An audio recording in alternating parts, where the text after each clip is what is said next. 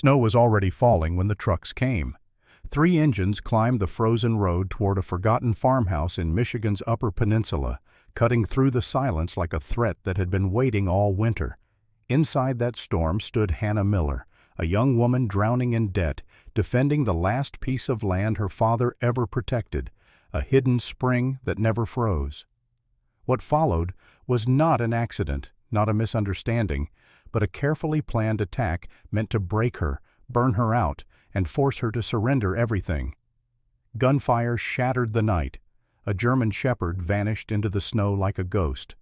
A former Navy SEAL stepped back into a kind of battle he thought he'd left behind forever. And a deputy, long silenced by power and fear, made a single decision that would change the fate of an entire town. This is a story about winter that tried to erase the truth and failed, about greed exposed under falling snow, about a promise made years ago that returned at the exact moment it was needed most. Before we begin, please let us know where you're listening from or how you're feeling right now, or simply write Amen for everything that truly matters. And if this story touches your heart, please subscribe to the channel for more stories of courage, sacrifice, and unbreakable bonds. Your support truly means a great deal to us. Snow fell the way it does in Michigan's Upper Peninsula when winter has decided it owns you steady, heavy, and patient, as if the sky is laying down a blanket that will never be lifted again. Pine trees bowed under the weight. Fence posts disappeared to their knees. The narrow dirt road that led to the Miller farm became a pale, wind-carved scar through miles of backcountry, the kind of place GPS gave up on and cell signals died without apology. Here, time didn't move in days. It moved in storms. Hannah Miller had learned that the hard way. At 23, she carried herself like someone older, not because she wanted to, but because the land demanded it. She was tall and lean, shoulders slightly rounded from hauling feed sacks and splitting wood, her strength quiet and practical. Her hair was a dark blonde that winter light turned almost gray, usually twisted into a messy bun beneath a knit cap. Her skin stayed pale no matter the season, kissed raw along her cheeks and nose by constant wind. And her eyes, hazel flecked with green, had the wary focus of a person who'd spent too many nights listening for what might break outside the window. Grief had sharpened her. Debt had hardened her. The two together had made her suspicious of anything that sounded like help. The farmhouse behind her was old and tired, its boards weathered to the color of ash. The porch sagged slightly on one corner where the frost had shifted the earth. One window was patched with plastic sheeting that snapped in the wind. Inside, the place smelled of wood smoke, coffee gone stale, and the faint animal warmth that drifted in from the nearby barn. It wasn't pretty, it wasn't easy, but it was hers, at least on paper, at least for now. Her father's paper. Hannah didn't like thinking about her father in the past tense, but winter forced honesty on everyone. Charles Miller had died last spring, quick and brutal, the kind of heart attack that gave no warning and offered no second chance. One minute he was fixing the tractor, cursing a stubborn bolt. The next, he was on the cold ground with Hannah screaming his name into an empty sky. The neighbors had come, of course. They always did at first. Casseroles appeared. Shoulders were patted. Condolences were offered in the careful language of people who feared saying the wrong thing. Then summer passed. Then fall. Then winter returned, and the road iced over, and the world narrowed to what Hannah could carry on her own. What she couldn't carry was the bank's patience. She was chopping firewood that afternoon when the last letter came. She'd tucked it into her coat pocket earlier without reading it, as if paper couldn't change reality. Now, with the axe buried in a split log and her breath rising in fog, she pulled it out and stared at the return address. The bank in Copper Ridge. Official. Unforgiving. The envelope was stiff, the kind that didn't contain good news. She didn't open it. Instead, she looked past the barn, beyond the cattle pen, toward the thin line of steam that curled from the edge of her property like a secret refusing to die. Pine Creek Spring. That spring was the only reason the Miller farm still existed.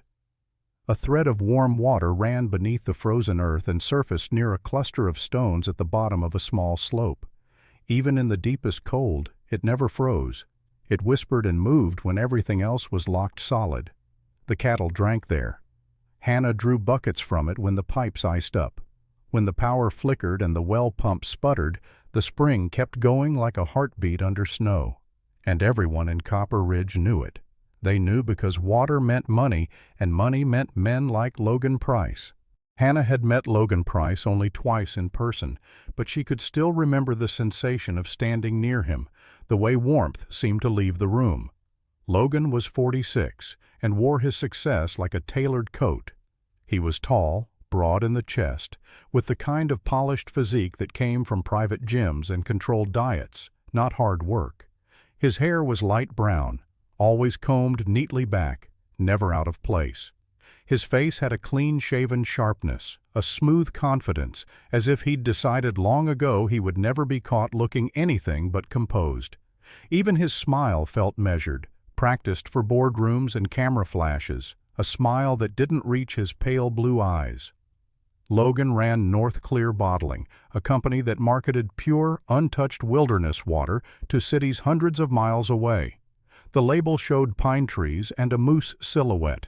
It didn't show the paperwork, the pressure, or the way Logan's representatives suddenly started visiting landowners who sat on the wrong kind of resources.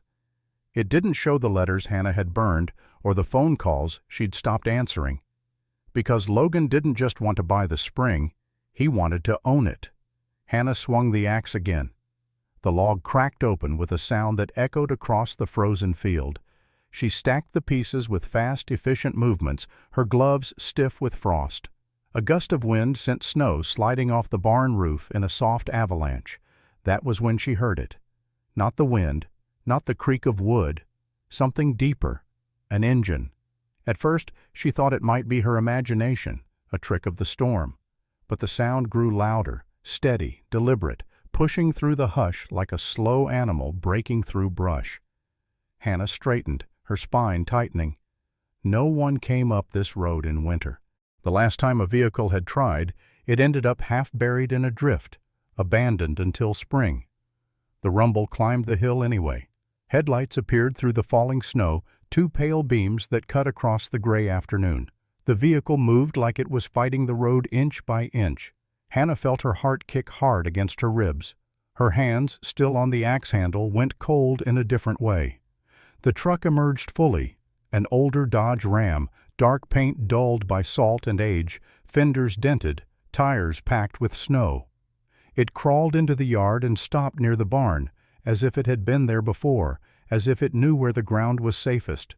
For a moment, nothing happened. Hannah didn't move. She stood with the axe in one hand and the other drifting toward the door of the farmhouse, where a hunting rifle leaned just inside. The driver's door opened. A man stepped out, tall and broad-shouldered, his posture too controlled for a lost tourist. He wore a heavy canvas jacket lined with fleece, the kind that had seen real weather, not just ski resorts. Faded jeans tucked into scuffed boots. His hair was dark brown with streaks of gray at the temples, cropped short and practical, and several days of stubble shadowed his jaw. His face was cut with angle-strong cheekbones, a squared chin, a nose that looked like it had been broken once and healed slightly crooked. He had the hard geometry of a man shaped by discipline and violence, but his eyes were the detail Hannah noticed most. Steady, tired. The kind of tired that came from carrying things you couldn't set down. He looked across the yard and met her gaze without flinching. Then something jumped down from the truck bed. A German shepherd landed silently despite its size, muscles moving under thick sable fur. The dog was about 6 years old enough to have learned restraint, young enough to still be dangerous if pushed. Its ears stood alert, amber eyes scanning the yard with calm intelligence. It didn't bark, it didn't lunge, it simply watched, as if reading Hannah's posture and measuring whether she was a threat. A working dog, Hannah realized, the kind with training, the kind you didn't see on pets. The man rested one gloved hand lightly near the dog's collar, not gripping, just connected. The shepherd sat beside him with unnerving obedience, tail still, breathing slow. A name tag on the dog's harness caught the light. D-U-K-E. Hannah's hand closed around the axe handle. "You're on private property," she called out, voice sharper than she intended, because fear always came out sounding like anger. "Turn around." The man didn't advance. He lifted his hand slightly, palms open, a gesture that said he understood weapons and didn't want trouble. His voice when he spoke was low and even, carrying the quiet authority of someone who'd once given orders in louder places. "Not here to cause trouble," he said. "Just need a place to ride out the storm." "Town's that way," Hannah shot back, nodding toward the invisible road. "Copper Ridge." He glanced toward the tree line, toward the white blur swallowing the world. "Road's worse behind me," he replied, as if that settled it. Hannah's instinct screamed that this was wrong. People didn't just show up, not here, not now. Her father had taught her to read men the way other people read weather. And this man wasn't lost. He wasn't confused. He wasn't acting like someone desperate. He was acting like someone who had chosen to be here. "Who are you?" she demanded. The man hesitated, and Hannah saw something flicker behind his eyes, an old memory, a calculation, maybe regret. He looked down briefly at the dog, as if drawing steadiness from the animal's calm. "Jack Mercer," he said, "former Navy." The word Navy carried weight out here, even in a place where people claimed to hate government.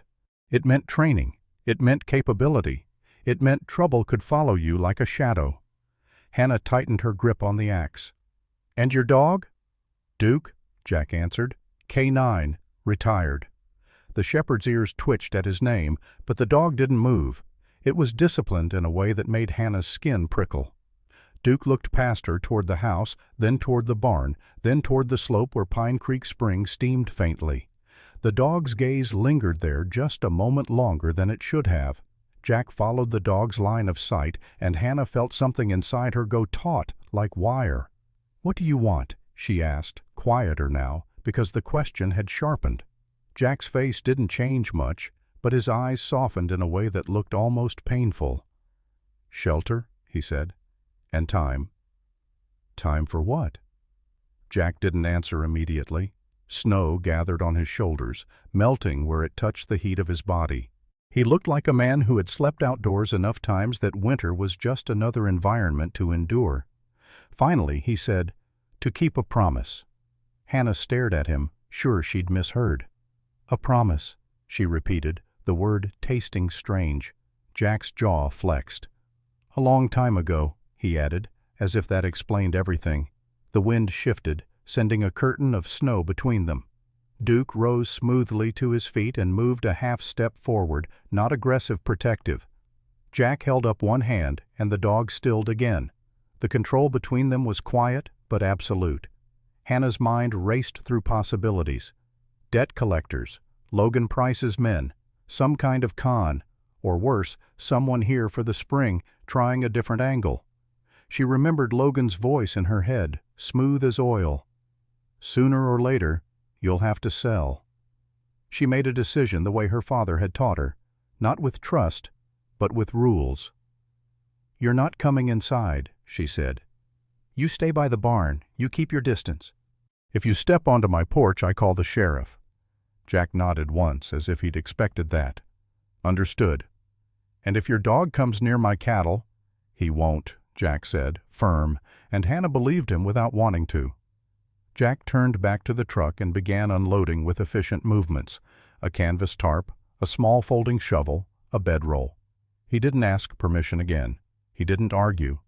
He set up a lean-to beside the barn, using the structure as a windbreak like someone who'd done it 100 times. Duke stayed close, circling the area once, then sitting at the edge of Jack's makeshift camp, facing outward as if standing guard. Hannah backed toward the house, eyes never leaving them. Her pulse was still loud in her ears. She wanted to slam the door and bolt it and pretend she'd imagined the whole thing, but through the swirling snow she watched Jack Mercer work with a calm that didn't match any predator she'd known. Predators pushed. They threatened. They smiled too much. Jack didn't smile at all. When Hannah reached the porch, she paused. The old boards groaned under her boots. She looked toward the spring where steam curled faintly from the warm water, and then back to the man and his dog camped beside her barn like they belonged there. She didn't feel safe, but she also didn't feel like she was being hunted, and that confusion more than fear was what kept her staring into the storm long after she should have gone inside. By the time she finally shut the door, the last thing she saw through the frosted window was Duke sitting perfectly still in the falling snow, amber eyes fixed on the darkening woods as if he was waiting for something Hannah couldn't see. And somewhere deep beneath the white silence, Pine Creek Spring kept running, warm and stubborn, like a secret that refused to freeze. The storm didn't leave. It settled in. By the third morning, snow pressed against the farmhouse windows like a living thing, piling high enough to swallow the lower fence rails. The sky remained a flat, metallic gray, the kind that erased any sense of time. Hannah Miller woke before dawn out of habit, fed the cattle by lantern light, and checked the spring, which still steamed softly as if untouched by the violence above it. When she looked toward the barn, she saw the faint outline of Jack Mercer's lean-to, its canvas crusted with ice, smoke breathing thin and steady from a small fire. He was still there. He had not asked for food. He had not come closer to the house. He had not left. Hannah told herself she didn't care. The truth was harder to ignore. By noon, the pantry forced her hand. 2 cans of soup, a sack of flour gone stale, and coffee grounds so thin they barely colored the water. Pride was lighter than hunger, and hunger always won. She layered her coat, wrapped a scarf high over her mouth, and coaxed her old Subaru to life. The engine coughed like an asthmatic before catching. She didn't look toward the barn as she pulled out, but she felt watched, not by malice, but by something alert. The drive to Copper Ridge took nearly an hour, twice as long as usual. Snowplows hadn't touched the back road in days, and drifts rose like frozen waves. The town appeared suddenly, huddled low against the cold. A scattering of buildings, their windows glowing dim amber. Henderson's Market sat at the corner of Main and Cedar, its sign creaking in the wind. Hannah parked, shoulders tense, and stepped inside. Warmth hit her first. Then the smell of coffee, bread, and damp wool. The bell above the door chimed and heads turned. Copper Ridge was small enough that absence was noticed. People looked, nodded, and looked away.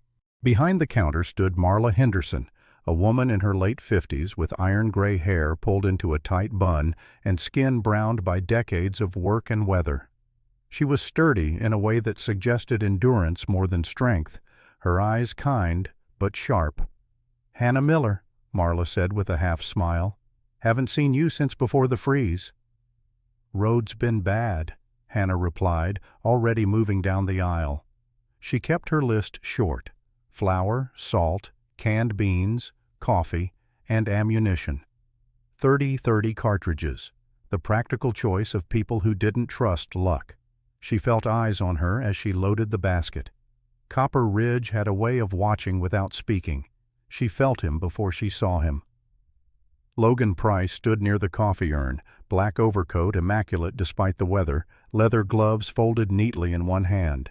He looked out of place in a way money often did, as if the cold had no permission to touch him. His hair was slicked back, untouched by snow, his posture relaxed and expansive, like a man who owned the space simply by standing in it. When he turned, his pale blue eyes locked onto Hannah with practiced warmth. "Well," he said smoothly, stepping closer, "if it isn't Pine Creek's most stubborn resident." Hannah didn't stop walking. "Move." Logan smiled, the corners of his mouth lifting without softening his eyes. He fell into step beside her, voice dropping to something conversational, intimate. "You should be careful up there," he said. "Weather like this, accidents happen. Trucks slide. Fires start.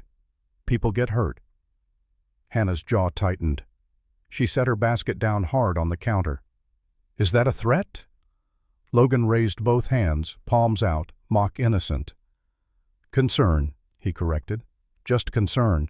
I'd hate for something unfortunate to force your hand. Pine Creek Spring is a valuable resource. You're young. You shouldn't be carrying this alone." Marla cleared her throat loudly behind the register. Logan's smile sharpened, then he stepped back, as if he'd never been close at all.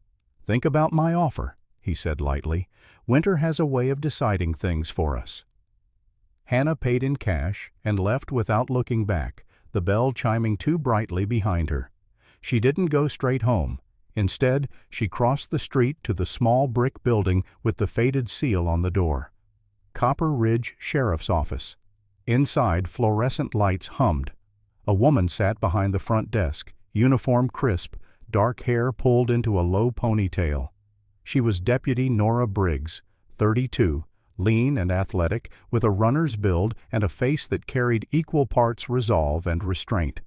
Freckles dusted her cheeks, and there was a faint scar near her left eyebrow, old, healed, the kind you earned young and learned to live with. Nora looked up as Hannah entered, recognition flickering across her features. "You look like hell," Nora said gently. "Which means something's wrong." Hannah leaned against the counter, lowering her voice. "Logan Price just told me accidents happen." Nora exhaled slowly, eyes dropping to the desk for a beat before meeting Hannah's again. "Did he threaten you directly?" "No, he never does." Nora nodded. "That's his talent." She stood, moving closer, her posture careful, professional. "I know what he wants. Everyone does. But wanting something isn't a crime. Not yet." "So I just wait?" Hannah asked, heat rising in her chest. "Until something unfortunate happens?" Nora's jaw tightened. She'd grown up here, knew the lines of power the way other people knew family trees. "You lock your doors, you keep your lights on, and you call me if anything feels wrong. I can't move without cause, Hannah, but I'm listening." It wasn't enough, but it was something. The drive back was worse. Wind had picked up, turning the road into a tunnel of white. By the time Hannah's farmhouse came into view, dusk had settled in, heavy and blue. Jack's campfire glowed near the barn, a steady ember against the storm-dark field. He was splitting kindling, movements economical, precise. When he saw her car, he paused and nodded once, a small acknowledgement. Duke rose at his side, shook snow from his coat, and trotted toward the cattle pen, positioning himself between the animals and the frozen stream where ice had begun to crack. Hannah watched, heart doing something she didn't want to name. She didn't speak to Jack. She didn't need to. Later that night she opened the door to bring in firewood and froze. On the flat stone by the steps lay a neatly dressed haunch of venison wrapped in clean cloth. No blood, no mess. Just food. The snow around it was already filling in, erasing tracks. A gift left without announcement, a line drawn without words. The next morning, the fence along the north pasture stood straight and tight where it had sagged for months.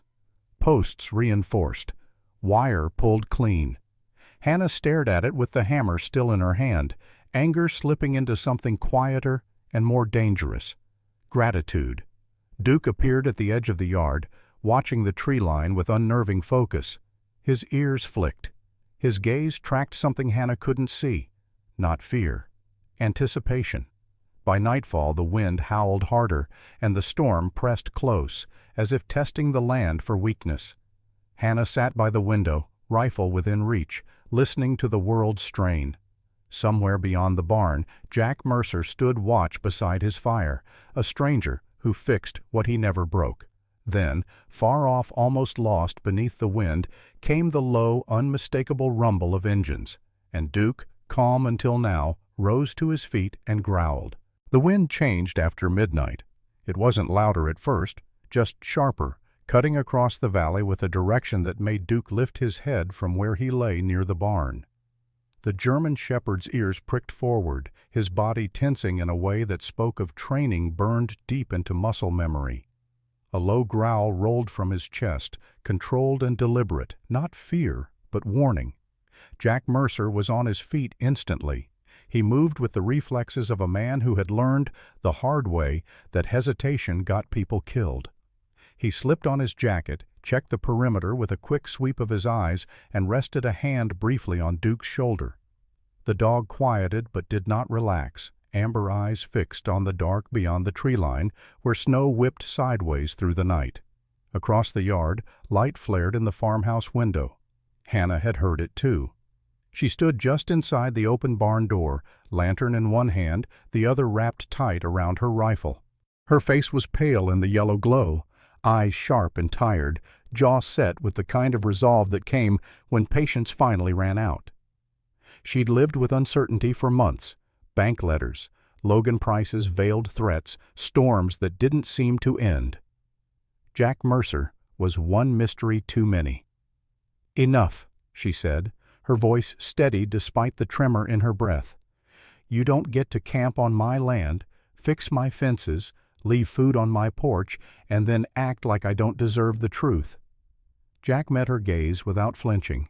Snow dusted his shoulders, catching in the stubble along his jaw. In the lantern light, the lines on his face looked deeper, etched by more than weather. Duke shifted slightly, positioning himself between Jack and the open door, alert but obedient. "You're right," Jack said quietly. "You do." Hannah stepped deeper into the barn. The air smelled of hay and oil and animals, familiar and grounding. She closed the door partway behind her, blocking the worst of the wind.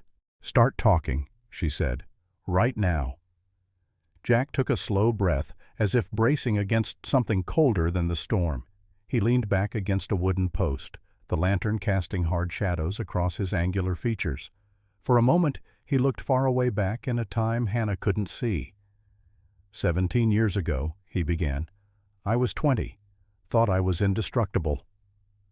A faint, humorless smile crossed his mouth. Navy SEAL training, winter survival exercise. They drop you in places like this to see what you're made of. Hannah said nothing. The wind howled against the barn walls, as if urging him on. "We were operating north of here," Jack continued. "Whiteout conditions. Visibility went to hell fast. My unit got separated crossing a frozen creek. I stepped where I shouldn't have." His jaw tightened. "The ice broke. Water pulled me under." Hannah's fingers curled around the rifle stock. She could picture it too clearly, the shock, the panic, the cold that stole breath and thought in seconds. "I fought my way back up," Jack said, voice low. "But the current dragged me beneath the ice sheet. I remember the dark.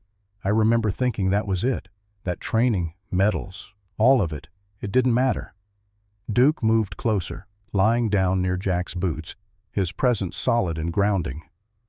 "When I came to," Jack went on, "I was in a barn. Warm. Wrapped in blankets that smelled like smoke and wool. A man was there. Tall. Broad. Hands rough from work." Jack looked at Hannah then, really looked at her, as if searching for confirmation. Frank Miller. The name landed like a blow. Hannah sucked in a sharp breath. Her father's name hadn't been spoken by anyone outside town in years. "You're lying," she said, but the protest was thin, automatic.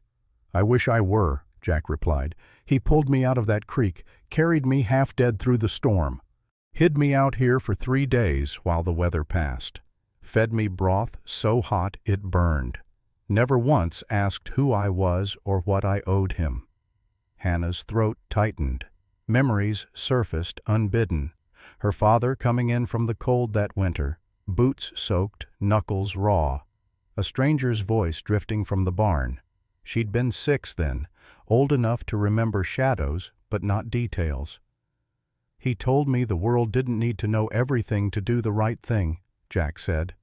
"When I left, he made me promise something." Hannah's voice was barely a whisper. "What?" "That I'd finish what I started, that I'd live a life worth saving." Jack swallowed. "And I promised him something too.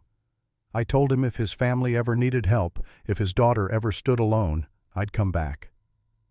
Silence filled the barn, thick and heavy. Hannah turned away, pressing a hand against a beam, grounding herself. "You expect me to believe you tracked me down because of a promise made to my father 17 years ago?" Jack nodded once. "It took years, records, old training maps, a lot of dead ends." He gestured vaguely toward the land outside. When I found Pine Creek, when I saw the spring still running, I knew." Hannah laughed softly, the sound brittle. "You didn't come for the water." "No," Jack said. "I came because he saved my life." She looked back at him then, really looked. The exhaustion in his eyes, the restraint, the way he never asked for anything, not shelter, not food, not trust. It wasn't the behavior of a man with an agenda, it was the behavior of someone paying a debt he considered sacred. "I didn't keep this place because of him," Hannah said finally. "I kept it because it was all I had." Jack stepped forward, slow, careful not to crowd her. "Sometimes," he said gently, "those are the same thing." Duke rose and moved toward Hannah, stopping just short of her boots. He lowered his head, resting it lightly against her knee. His fur was thick and warm beneath her trembling fingers. Without thinking, she reached down and touched him, feeling the steady rise and fall of his breathing. It was the first time in years something had felt unconditionally solid. Outside, the wind dropped suddenly, leaving an eerie stillness in its wake. Jack's head snapped up. Duke stiffened. "That's not right," Jack muttered. They heard it then, faint, but unmistakable. The distant growl of engines, low and deliberate, cutting through the night from the direction of the access road. Not one, more than one. Hannah's pulse spiked. "That road's impassable." "Not for everyone," Jack said, already moving. He checked his rifle, his demeanor shifting from confessional to command in a heartbeat. Years of training settled over him like armor. "How many lights you got in the house?" "2 lanterns. Generators old." "Turn them off," Jack said. "Get the cattle into the back enclosure. Quiet." Duke bolted past them into the storm, vanishing into the dark like a shadow given purpose. Hannah stood frozen for half a second, the weight of Jack's words crashing into the present. Her father's promise, Logan's threats, the engines drawing closer. Then she nodded once and ran. As the barn door slammed shut behind her, the first set of headlights crested the ridge, pale beams cutting through the snow like knives. The engines grew louder with terrifying patience, climbing the narrow access road like predators that knew their prey had nowhere left to run. Snow whipped sideways, erasing distance and sound, but Jack Mercer counted the vehicles by rhythm alone. One engine low and heavy, another higher pitched, a third lagging half a second behind. 3 trucks, just as his instincts had warned him. "Lights off, now," Jack said, his voice low but absolute. Hannah didn't argue. She moved on reflex, killing the lanterns, plunging the farmhouse into darkness broken only by the faint blue glow of moonlight bleeding through the snow. The sudden quiet made her pulse roar in her ears. Jack guided her toward the back of the house, placing her where the thickest walls and the old stone hearth offered cover. His hand never shook. His eyes never stopped moving. "Stay here unless I tell you otherwise," he said. "If anyone comes through that door who isn't me, you aim center mass and you don't hesitate." Hannah swallowed, nodding once. Fear pressed against her ribs, but beneath it was something harder resolve forged by years of standing alone. This was her land, her father's land, and tonight she would not run. Outside, Duke vanished into the storm. The German shepherd moved without sound, his sable coat blending into the night. At 6 years old, Duke was at the peak of his discipline. Muscles coiled, mind sharp, every command Jack had ever given etched into him deeper than instinct. Snow clung to his whiskers as he circled wide, tracking the intruders by scent and vibration, not sight. He was no longer a dog patrolling a farm. He was a K-9 on mission. The first truck burst through the outer gate with a metallic shriek, splintering wood already weakened by ice. Headlights flared across the pasture, harsh and blinding, turning falling snow into a storm of white sparks. Men jumped down from the beds, rifles slung low, boots crunching against frozen ground. They moved with confidence borrowed from numbers and money, not training. Logan Price stepped out last. He wore a heavy black parka, fur-lined hood framing his clean-shaven face. Snow dusted his shoulders, but he didn't look uncomfortable. He never did. His pale blue eyes scanned the farmhouse with proprietary calm, as if he were already imagining his name on the deed. He raised a hand, signaling the others to spread out. "Easy now," Logan called into the storm, his voice amplified by certainty. "We're here to help." Jack fired the warning shot into the air. The crack split the night like lightning. Snow shook loose from the trees. The men froze, startled, some swearing as adrenaline spiked. Jack stepped into partial view near the barn, rifle braced, his silhouette sharp against the white. "This is private property," Jack shouted. "Turn around and leave." Logan smiled. "Mr. Mercer," he called back, recognition flickering across his face. "Former Navy, right? This doesn't have to get ugly. We're responding to a report of a distressed landowner." The lie was smooth, polished. Hannah heard it from her position and felt a cold clarity settle over her. This was the plan: manufacture chaos, then step in as savior, force her signature in the aftermath. Jack didn't lower his weapon. "You're trespassing," he said. "You take one more step and this becomes something you can't spin." Logan's smile thinned. He turned slightly, murmured something to the men beside him. One of them stepped forward, a stocky man in his 40s with a thick beard barely hiding a jagged scar that ran from jaw to ear. His name was Evan Holt, a hired enforcer known around Copper Ridge for having once worn a badge before losing it under circumstances no one ever explained. Holt's eyes were flat, humorless. He carried himself like a man who enjoyed the moment just before violence. "Boss says we move," Holt muttered.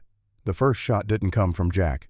A muzzle flash flared near the second truck, and the bullet tore through the porch railing, sending splinters across the snow. Hannah flinched as wood exploded inches from where she'd stood earlier. "That's it," Jack growled. "Down!"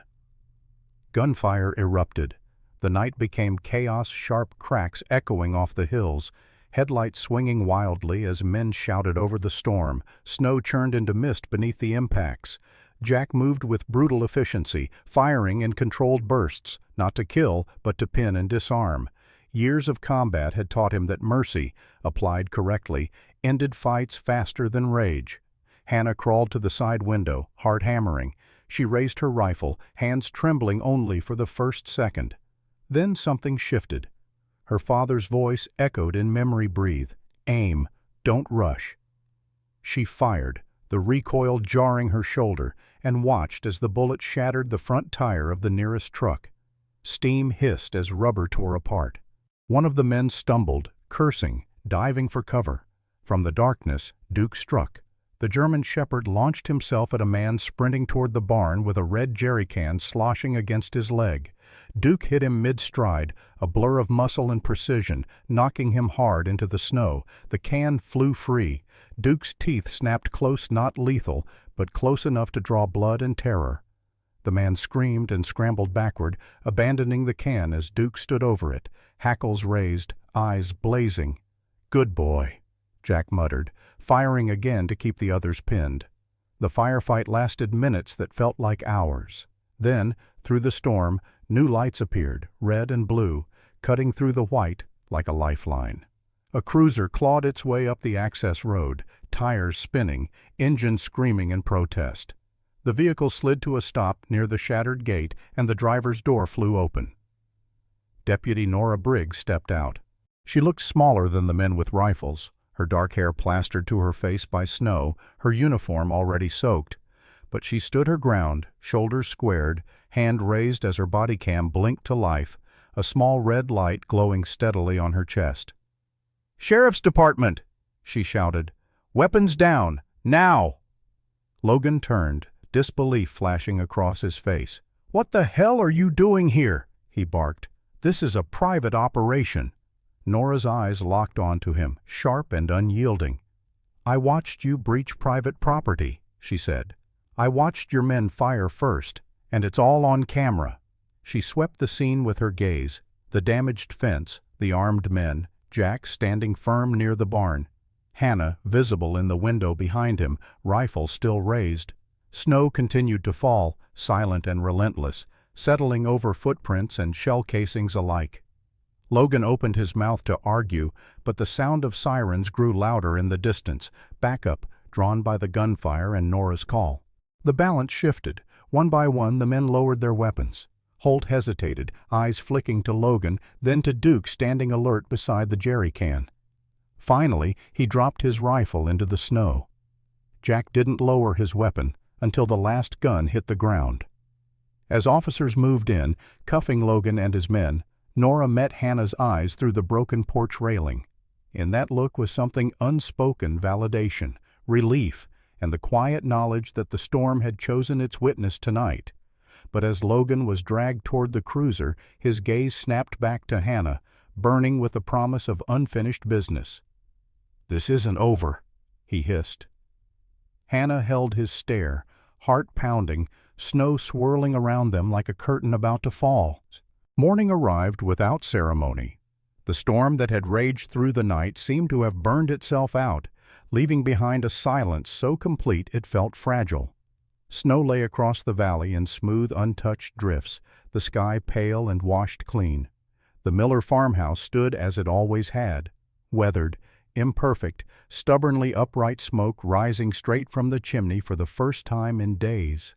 Hannah Miller stood on the porch wrapped in her father's old wool coat, the one that still carried the faint scent of wood smoke and oil.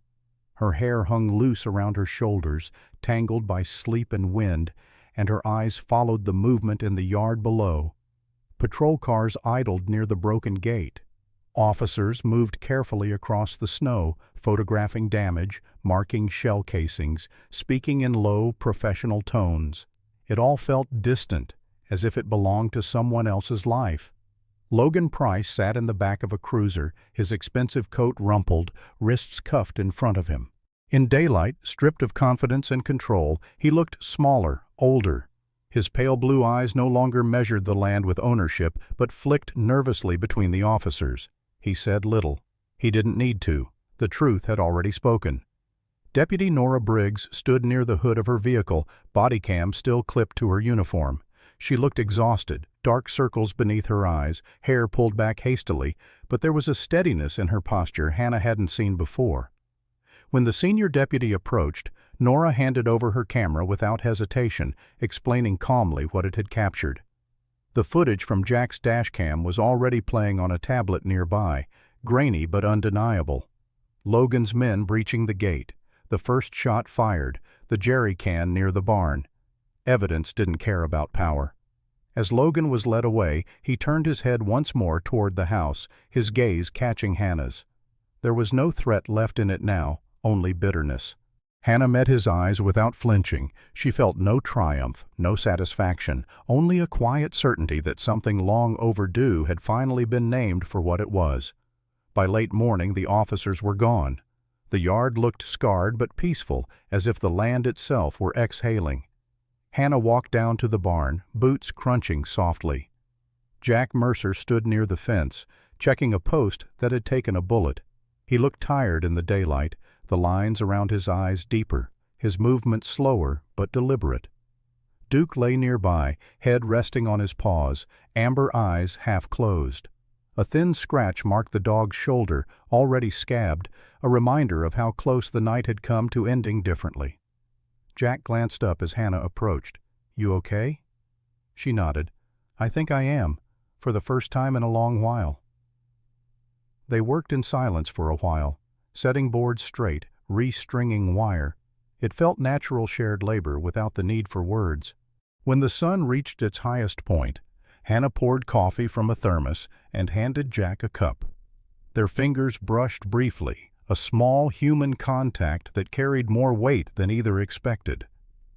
A week later, the road to the farm saw another visitor.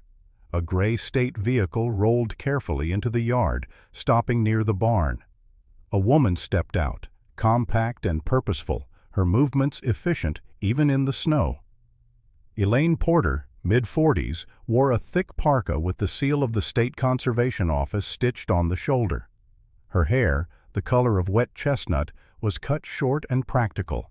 and her eyes held the calm focus of someone used to balancing policy with people. She walked the land with Hannah, taking notes, kneeling near Pine Creek Spring, where steam curled up into the cold air. Elaine listened more than she spoke, asking about the spring's history, about Frank Miller, about the cattle that drank there, and the winters it had saved them through. When they sat at the kitchen table later, paperwork spread between them, Elaine explained what the designation meant: protected status, restrictions on commercial extraction, legal backing that no private company could bulldoze through with money alone. "This spring is part of the region's ecological history," Elaine said, pen poised. "And now, officially, it stays that way." Hannah signed her name slowly, carefully, as if afraid the ink might disappear.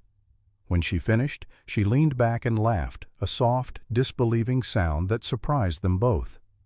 After Elaine left, the farmhouse felt different, not warmer, not richer, but lighter, as if an invisible weight had finally been lifted from the walls. That evening Jack packed his gear. Hannah watched from the porch as he folded the canvas tarp, rolled his bedroll with practiced efficiency. This was the part she had expected from the beginning, the leaving. Jack Mercer was a man shaped by movement, by missions with clear endpoints. He didn't belong to places. He passed through them, fixed what he could, and moved on before roots had time to grow. "You heading out in the morning?" she asked, her voice carefully neutral. Jack nodded. "Roads should clear enough by dawn." She absorbed that in silence, then turned toward Pine Creek Spring. "Walk with me," she said. The path to the spring was narrow, snow-packed down by weeks of use. The water moved softly beneath its rim of ice, unchanged by everything that had happened. Hannah stopped near the stones where her father used to sit, watching the land as if listening to it speak. Jack reached into his jacket pocket and pulled out a small metal box, worn smooth at the edges. He opened it slowly. Inside lay a simple silver ring, unadorned, faintly tarnished, the kind of ring that had lived a life before finding its way here. "I've carried this a long time," he said. "Didn't know why, not really. Just knew it mattered." Hannah looked at the ring, then at Jack. There was no grand speech, no promise of forever wrapped in poetic language, just truth laid bare in the cold. "I don't want to be someone who shows up only when things are broken," Jack continued. "But I also won't ask you to give up this place, or who you are. The choice has to be yours." Hannah felt the cold air fill her lungs, sharp and clean. For years she had believed strength meant standing alone, that accepting help was the same as surrender. Now, standing by the spring that had never frozen, she understood how wrong she had been. "Yes," she said simply. Jack let out a breath he hadn't realized he'd been holding. He slid the ring onto her finger, its cool weight grounding, real. Duke settled beside them, lowering himself into the snow with a satisfied huff, tail thumping once before going still. He looked content, as if the world had aligned itself the way it was supposed to. The sun dipped low, casting long shadows across the valley. Somewhere in the distance, a crow took flight, its wings scattering a spray of snow into the air like silver dust. Winter would return. It always did. The road would freeze again. Storms would come. But beneath it all, Pine Creek Spring would keep flowing steady, warm, unyielding, and so would the promises that had brought them here.